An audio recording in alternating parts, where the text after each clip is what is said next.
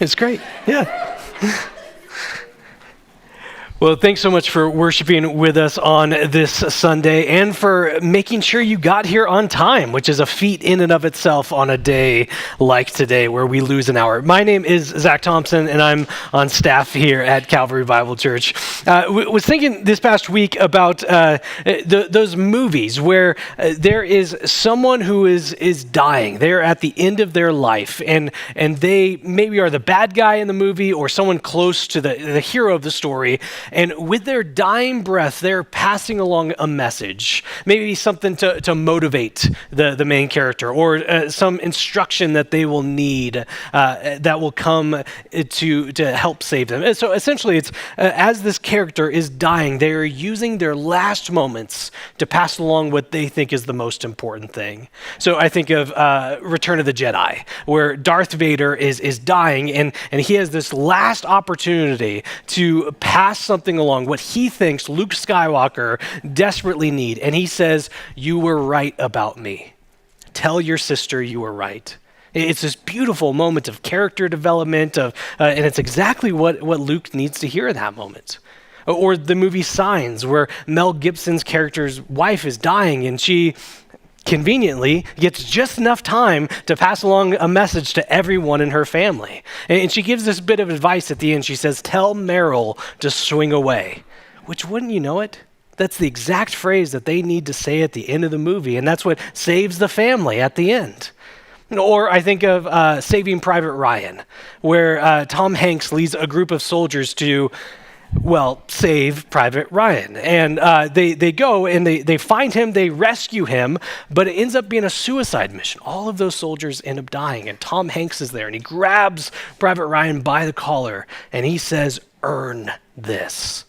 It's really the worst possible thing he could have said in that moment, but that's not the point I want to make. Instead, it's in all of these movies, you have a character who is at the end of their life, and they are trying to pass along the information that they think this person needs, that they have this final moment. What does this person need after they are gone?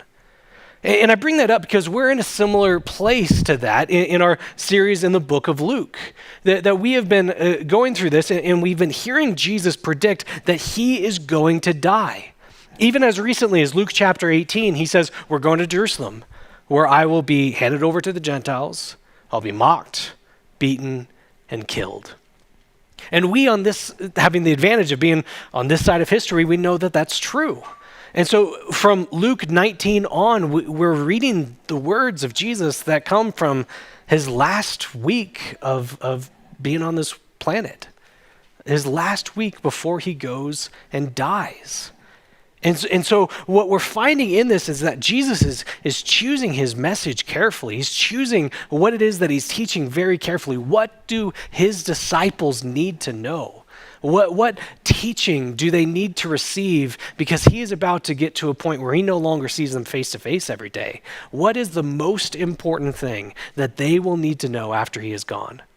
Last week we talked about the resurrection, the certainty of life even after we have died, that there is coming a day when we will be with God in perfect union with him, in eternal joy and bliss of what that is. He's been teaching of the certainty of how we are saved, of what the future looks like. Those are pretty important topics, right?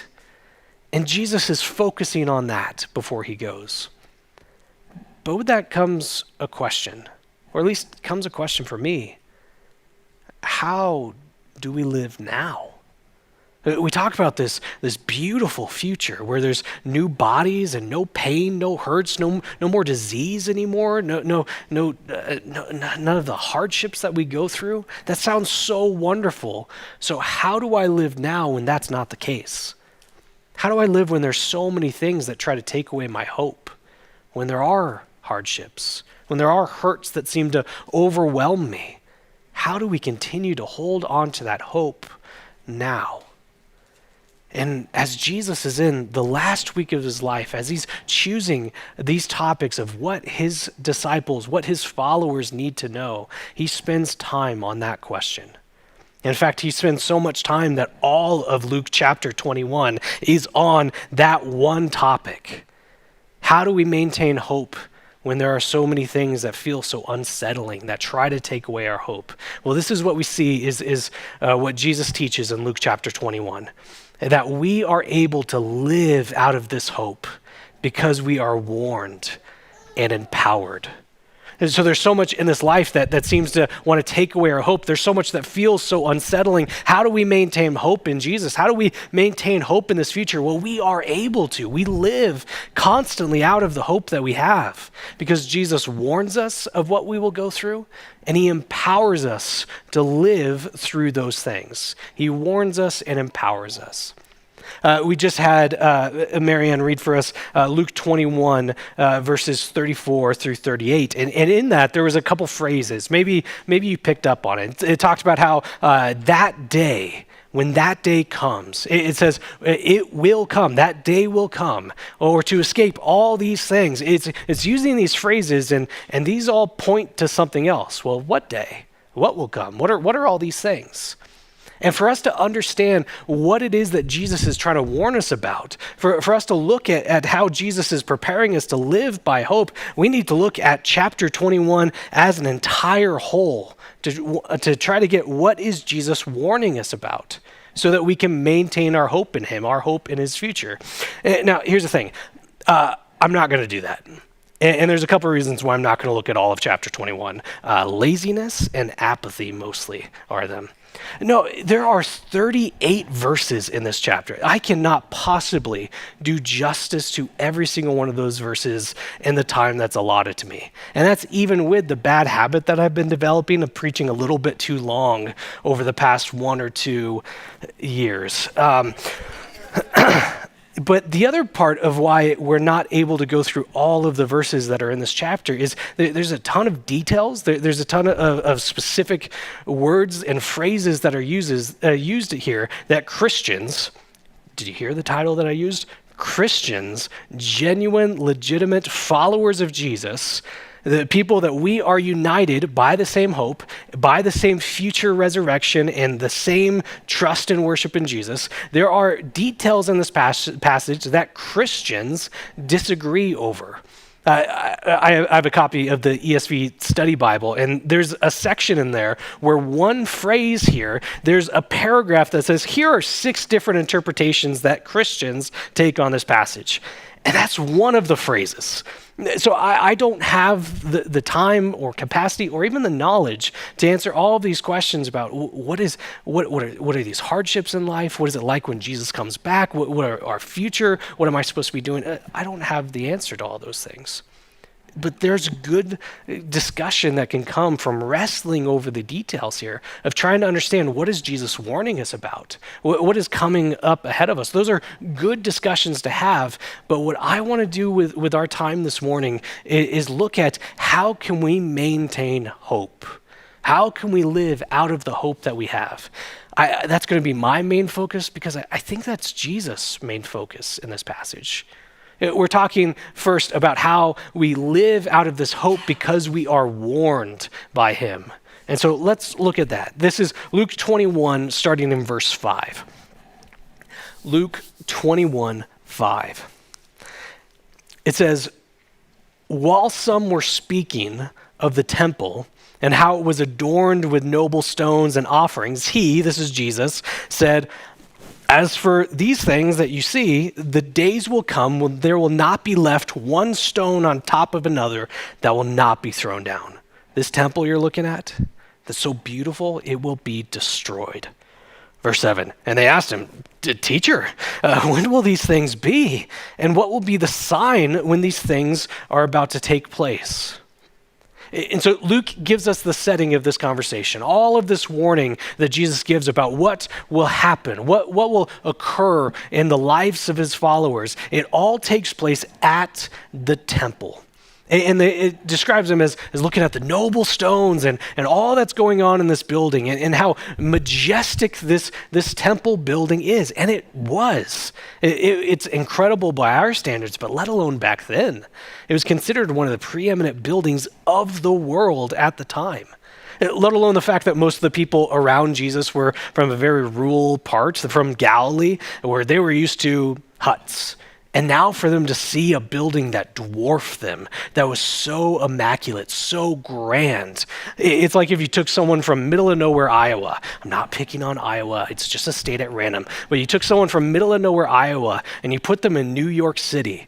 Wouldn't they marvel at the size of the buildings? I marveled at the size of the buildings. And that's what we see here, looking at how grand of a building this is. But it's not just how big of a building it is that they're marveling at. It's how significant it is.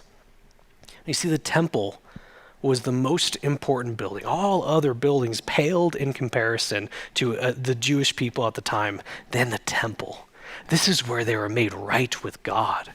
This was where they were reminded constantly of God's promises to them. This is where they were reminded about how God called them out to tell the whole world about who he is. This was a picture of all that God promised that he would do and the promises he will keep through them. This was a picture of all that God had done in their past. The temple stood for so much in their life. It was such a significant piece. They scheduled their life around going to the temple. And Jesus says, yeah, it's going to be destroyed. It's hard for us to imagine how unsettling of a phrase that would be. To have such an important building be destroyed for them. We can't imagine how much of an upheaval that would be for their lives. We were trying to guess as pastors, and Thomas at the Erie campus, he suggested maybe it's like if we were told the internet is going away. Because we would go to, well, all my shows are on the internet. The videos that I watch of how to learn how to fix my house, that's all on the internet. How I even find my house. Sometimes I don't know what streets to take. That's over the internet. I access all of my money over the internet. If that was gone, it would completely change our lives as we know them or as we've gone used to knowing them. It's not a clean comparison, but that's the similar idea. If the temple was gone, what even are we supposed to do? Our whole life is centered around the temple. Our identity, our religious purpose is connected to this building. If that's gone, who are we? And so we can kind of be understanding of the follow-up questions that are asked of Jesus, right? Wait. The temple's going to be destroyed? Okay, when's this going to happen? What's the sign that this is going to happen? Tell me everything about this thing that I need to know. There's desperation behind their questions. And what we know to be true is that Jesus is speaking truth here. That a handful of years after his death, in the year 70, the temple is destroyed. And still to this day, in many places, stones that were on top of each other have not been built again. And yet Jesus is warning his followers of what it is that's about to happen, telling them that this temple is going to be destroyed, but warning them in advance so that they could be prepared, so that they aren't caught unawares, that this doesn't make them question or lose their hope. And throughout this chapter, Jesus gives multiple warnings to these people. But it's important that we understand that initial context of this passage. There's a lot of questions that happen about what is it telling us about our future? And we will get there. But the initial context is at the temple. The question is, what are the signs that the temple is being destroyed? And then Jesus answers that question. And so with that being the case, what is it that Jesus warns those people that are with him at the temple of the signs that the temple will be destroyed? Well, the first thing that he warns them of is that of there will be pretenders. He warns them that pretenders will come. This is verse 8. And he, Jesus, said, "See that you are not led astray. For many will come in my name, saying, I am he, and the time is at hand." Here's the warning. Do not go after them. Jesus warns that there will be pretenders, people who are claiming to be the Christ, claiming to be the Messiah, claiming to be sent from God with truth and how they're going to lead the people back. Or even Jesus has promised, as he's foretold of his death, he's also been telling that he will return in a very visible, bodily way. And there are people who have claimed to be Jesus. All throughout history, this has been the case. And even recently, as recent as right after Jesus died, people claim to be him. And Jesus says, do not go after them. Many will come pretending to be me or acting like they are me. And so he warns them of these pretenders. And what we know is this is true. In fact, one of the reasons why the temple was destroyed is there was someone claiming to be the Christ, claiming to be the Messiah, who led a bunch of militant Jewish people into the temple as they were fighting against Rome. And that was part of the reason why the temple was destroyed. And so he's warning them, what is a sign that the temple will be destroyed? Well, there will be pretenders. He also warns them of pain, that following Jesus, following me, you will experience pain. Verses 9 and 10 talk about wars and earthquakes and famines and pestilence, all of these things that were symbols of God's judgment in the Old Testament. And then in verse 20, it talks about how Jerusalem will be surrounded, sieged by their enemies. These are horrifying things, awful things. And aren't they the sort of events that would cause people to be shaken? Wouldn't this risk them losing their hope? Going through all of this, wondering, what if Jesus was wrong? What if I'm not supposed to be? Why isn't God protecting me from all this? And so, to help his followers live out of hope, he warns them of the pain that they will experience. Third, he warns them of persecution.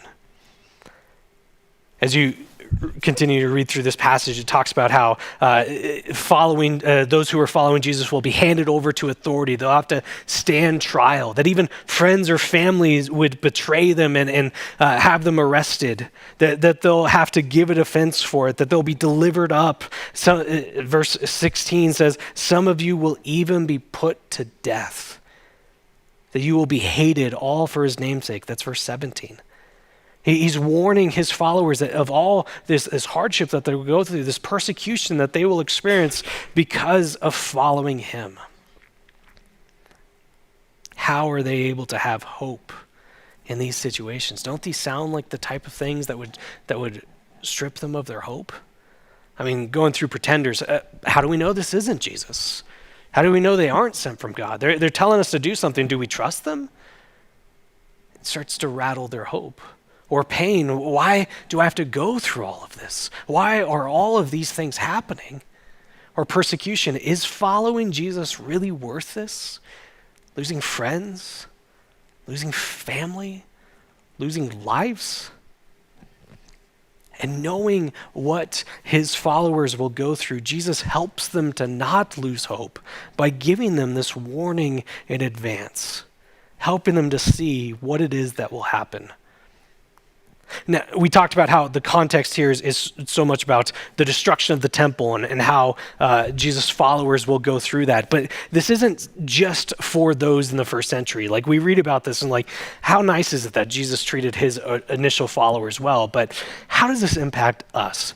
There's a warning in this passage for us as well. There's a warning for all of his followers throughout all of the church history as well. But I think we have a little bit of an advantage. His original followers were listening to him at the temple, having this warning given to them. I think we're in a little bit of a better position. And that's because we've seen him keep his promises. He promised that he will die, rise again, and be ascended. He kept that. He promised that the temple will be destroyed. He kept that. So as he offers us a warning in our lifetimes, I think we can trust his warnings even more so. This is what Jesus says that time is leading to. This is verse 25. It says that there will be signs in sun and moon and stars, and on the earth distress of nations and perplexity because of the roaring of the sea and of the waves. People fainting with fear and with foreboding of what is coming on the world. For the powers of the heaven will be shaken. What is everything building to? And then they will see the Son of Man, Jesus, coming in the cloud with power and great glory. Now, when these things begin to take place, straighten up and raise your heads because your redemption is drawing near. We talked about what some of the details mean and how we're not focusing here, but I mean, you read this passage and maybe you're like me and the question is, what? What is it? What are these signs and sun and moon and stars? Why is the sea roaring? Why are people fainting with fear? Like these details, I think, are worth asking about. But the important part, I think, is there's a lot of similarity between the language in this section and the language Jesus used to warn about the destruction of the temple. They're very similar between them. So there's a parallel being given to us of what is going on before the temple is destroyed and what is going on in the life lived before he comes back. And so what is it that we are warned about? Well, it's the same thing. Pretenders, pain, persecution. That same warning is given to us. Those are things that we might experience in this life until the day that he comes back. Because that's the flow of the passage. The temple has been destroyed at this part. It talks about the times of the Gentiles. We're not going to get into that, but it's worth asking, what does that mean? And then it gives this time of Jesus coming back. And so it's this warning that's given to Christians at all times, but it starts with that warning given at the temple. This is one of those, oh, surely this is the end moments. That's what the Jewish people would have been thinking when the temple was destroyed. Do you know what I mean by that? So something catastrophic, something so tumultuous that people look at and say, this must be the end of times. It's such a big change, such a big disaster for people that clearly there's no coming back for this. Clearly, this is God bringing about the end. And what Jesus says first to those, as this warning that he gives is, this is not the end. This is not the end, but be prepared for it to happen. And then all throughout history, ever since then, people have been having these, oh, surely this is the end moments. When the Black Plague is going through Europe, surely this is the end. When the Allied powers are fighting the Axis powers, when the Cold War looks like it's about to erupt at any moment, Y2K is going to wipe out the whole world as we know it. The Broncos lost 43-8 to the Seahawks in the Super Bowl. And clearly, things cannot get any worse than this. And in the midst of people constantly preaching the end of times, or saying this is when it's going to happen, or in the midst of Jesus' followers going through the worst of pretenders and pains and persecutions, we are given a glorious gift, a warning. That from the beginning, as Jesus is going to the cross, as he is about to die, what is it that he wants to make sure his followers know? This is going to happen. And what does that mean? Well, it means that none of it's outside of God's control. He's not caught off guard by it. This isn't some accident. Us wondering, why is all this happening? Did Jesus make a mistake? Is something wrong? No, God is still very much so in control. None of this is outside of his power. None of this can overwhelm us. You get this interesting parallel between a couple of verses. Verse 16 talks about those before the temple was destroyed. He says that some of you will be put to death. And then verse 18, it says, not a hair on your head will perish. How do those work together? Well, it tells us that even with the worst that we will go through, the worst that life could throw us, the worst of pretenders and pain and persecution, that there is nothing that will have a lasting impact on us, nothing that will impact our eternal security, nothing that will take away the goodness of what God has promised us, nothing that can strip us of hope. That no matter what we're going through, that we can have hope because we have been warned. But Jesus doesn't just give us a warning. That it's not, hey, things are going to be bad, so hang in there. He gives us the ability to hang in there as well. Because what this passage focuses on is this call of how we are to live, but also what Jesus gives us in order to live in that way. Essentially, it's we are able to live out of this hope because we are empowered. We are given the ability to live as Jesus calls us to live.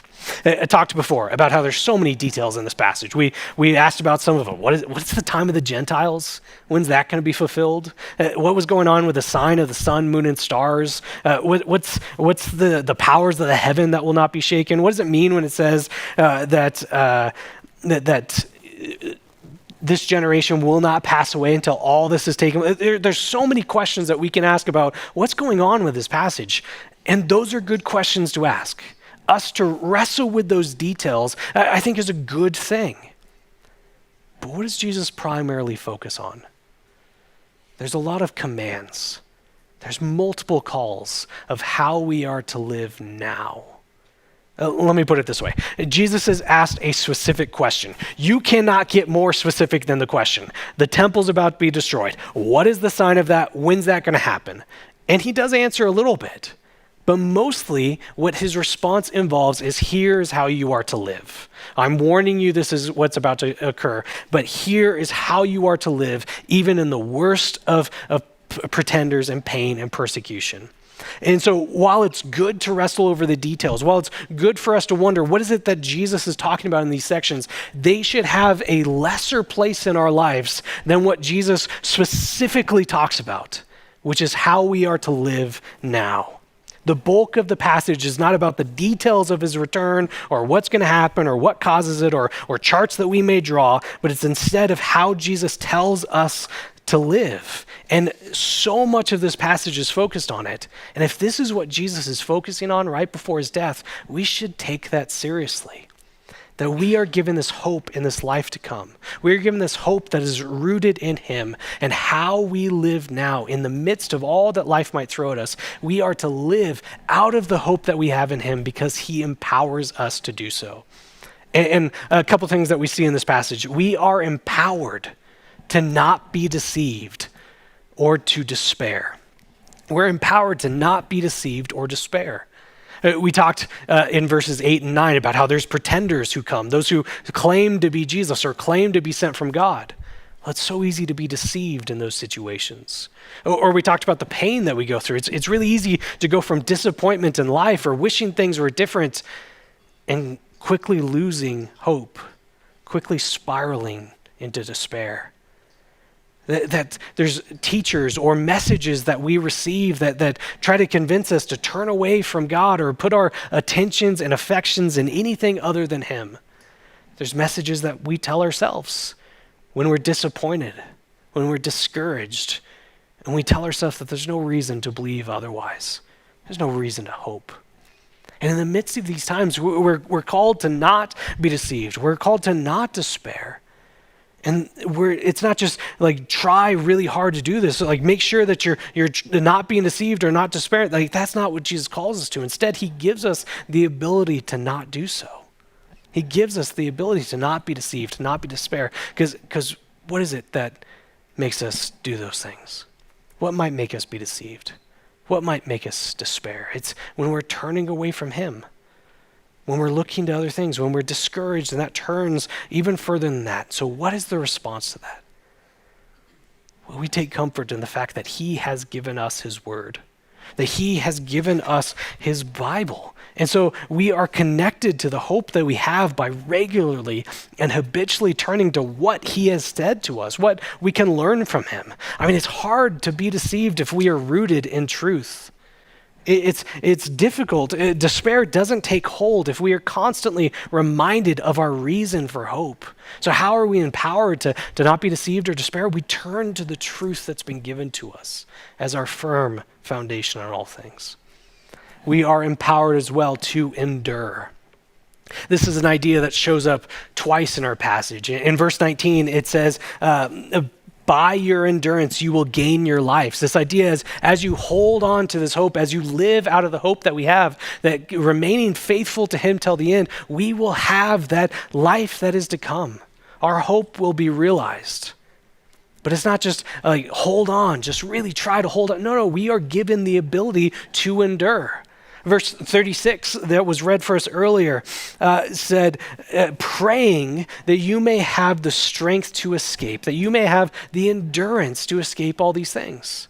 So it's not just that Jesus comes along and says, things are going to be really bad, good luck with it. He continues to remain active and faithful in our lives. How do we endure in the midst of all that life might throw at us? How do we survive these pretenders and pains and persecutions? We turn to God for all things. We pray for that strength. We pray for endurance, not something that we generate within ourselves. We remain connected to the God who warns us, as the God who sustains us in all things.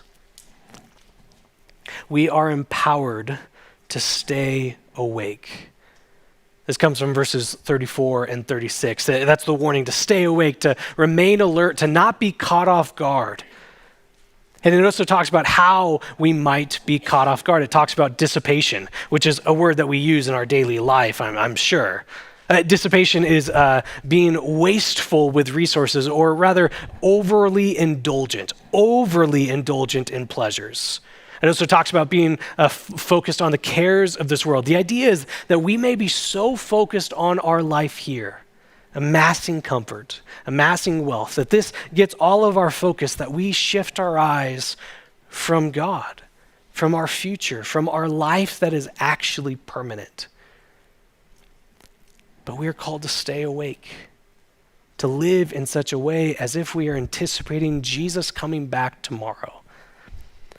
I used this illustration in first service. I don't think it worked then, so let's try it again. When I was a kid, I got into, not trouble, but I ran into difficulty every 6 months. I wasn't good at flossing. And so what I thought I could do is when I was reminded that my dentist appointment was coming up, that week or the few days leading up to it, oh man, I was the world's best flosser at that time. My thinking was, if I can pack 6 months worth of flossing into these couple days, I could trick my dentist in thinking like, oh, you've been doing a great job. Completely unaware of the fact that I actually just showed up with super swollen gums because they weren't used to being so abused like that. But my thinking is I did all of that knowing when my dentist appointment was coming. But what if I always thought the dentist appointment was coming up? What if I didn't know the actual date? What if is it tomorrow? Then I should probably floss just to not embarrass myself in front of the dentist like I normally do. Or is it the next day? Well, let's make sure that I'm flossing today. And so the idea is that we are to not be caught off guard. We are to stay awake, always anticipating, living in such a way like Jesus is coming tomorrow. Is he? I don't know, but I'm going to live in such a way. The illustration breaks down because we're not trying to do all this to earn or look good in front of Jesus, but instead we are living in such a way that we are prepared. We're anticipating. Our lives that we live today reflect the truth that Jesus is coming back. Could be tomorrow. Either way, I'm going to live as if he is coming back tomorrow. Last thing that we are empowered to do is to bear witness. We are empowered to bear witness. In verse 13, this comes right after Jesus warns that there will be persecution, that they will go through difficulty. They'll be handed over to the authorities. And then this is what Jesus says they are to do in those moments where they're handed over to the authorities. This is verse 13.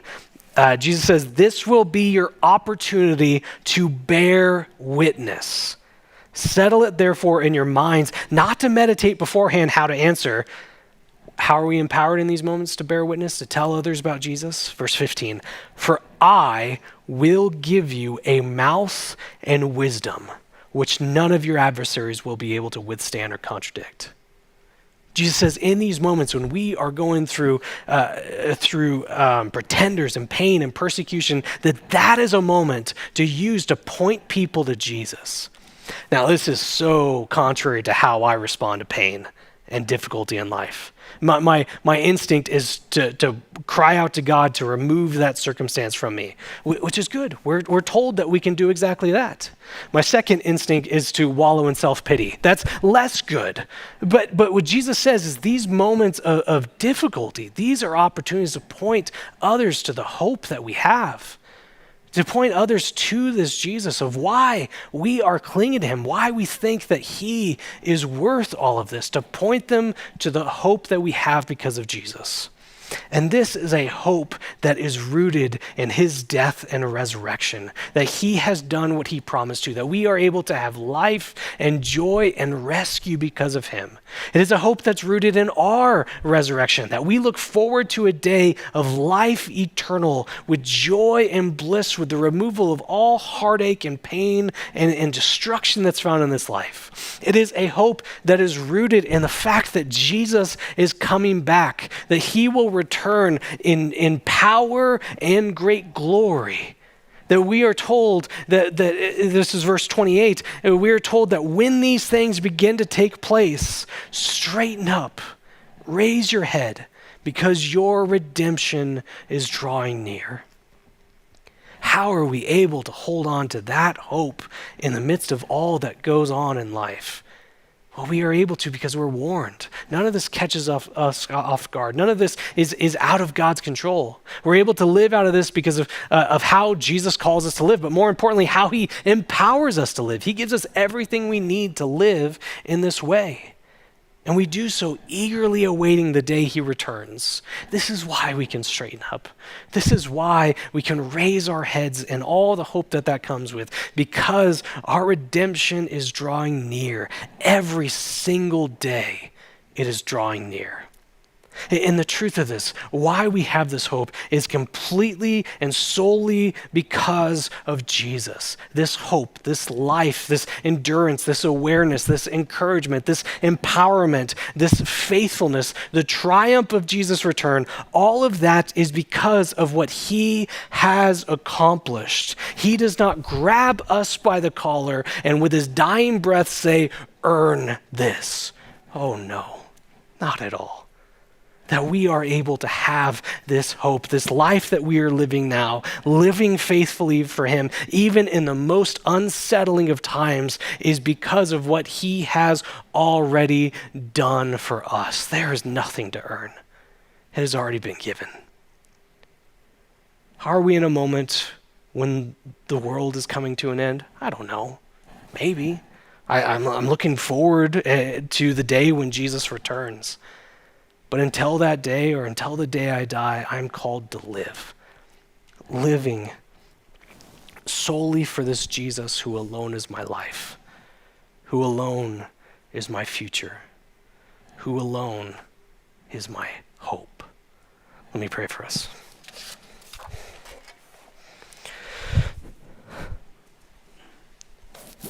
Father, we are so grateful that you see us as people unable to save ourselves, and yet you provide salvation. As people unable to live as you've called us to live, and yet you give us the means and empowerment to do so. People who could be so easily overwhelmed, and yet you give us warning. That in all that you've called us to do, you give us the means and motivation to do so. We're so grateful for your love. We're so faithful for your complete faithfulness. We're grateful for that. We're so grateful that in all things that you are holy, you are good, you are God.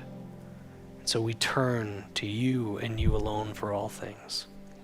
Amen.